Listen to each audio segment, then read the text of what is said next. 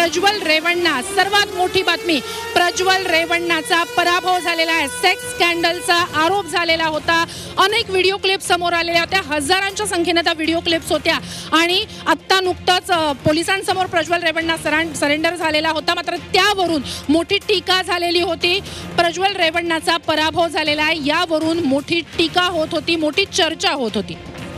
बरोबर आहे, प्रज्वल रेवण्णाचा प्रचाराला पंतप्रधान पण गेले होते, परंतु हा जो प्रकार झाला तो नंतर पुढे आला आणि त्याच्यामुळं प्रज्वल रेवण्णा त्याच्यावर आरोप झाला तेव्हा तो परदेशात निघून गेला होता। परंतु काल परवा त्याला त्याच्या म्हणजे जे पुढच्या निवडणुकांवर, पुढच्या फेरीतल्या मतांवर किंवा मतदानावर परिणाम होऊ नये म्हणून त्याच्या वडिलांनी वगैरे त्याला परत बोलावलं आणि तो आला, सरेंडर झाला, त्याला पोलिसांनी अटक केली आणि त्याचा प्रमाण काहीतरी फटका थोडासा भाजपला कर्नाटकात बसलेला आहे, तरी पण फारसा म्हणावा एवढा बसलेला नाही, कारण का कर्नाटकामध्ये सत्ता असूनही तिथं काँग्रेसला फारसं यश येताना दिसत नाही। पण मग असं का असू शकतं? म्हणजे तिथे खरं तर सत्ता आहे काँग्रेसची, असं काही अँटी इन्कम्बन्सी म्हणावी असंही नाही, खूप भरघोस आश्वासनं दिली, त्यातली काही आश्वासनांची पूर्तता केली, मग नेमकं असं का झालेलं असावं? का असा काही कल असतो की काही राज्यांचा की इकडे वेगळं इकडे वेगळं? नाही, कसं आहे, विधानसभेला मागच्या वेळेस होतं ना, ते विधानसभेचे कॅन्डिडेट जे होते, सिद्धरामय्यांना काँग्रेसनं प्रोजेक्ट केलेलं होतं मुख्यमंत्रीपदासाठी, ते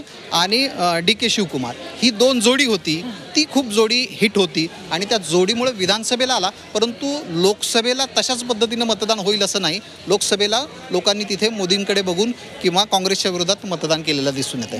नक्कीच ही महत्त्वाची घडामोड आपल्या प्रेक्षकांसाठी सांगूया। सेक्स स्कॅन्डलचा आरोप असलेला प्रज्वल रेवण्णाचा पराभव झालेला आहे। मोदींनी प्रज्वल रेवण्णाच्या प्रचारासाठी जाणं हा विरोधकांनी खूप मोठा मुद्दा केलेला होता आणि आत्ताची महत्त्वाची घडामोड, प्रज्वल रेवण्णाचा पराभव झालेला आहे। एक महत्त्वाची अपडेट आपण ही कर्नाटकातली पाहिलेली आहे।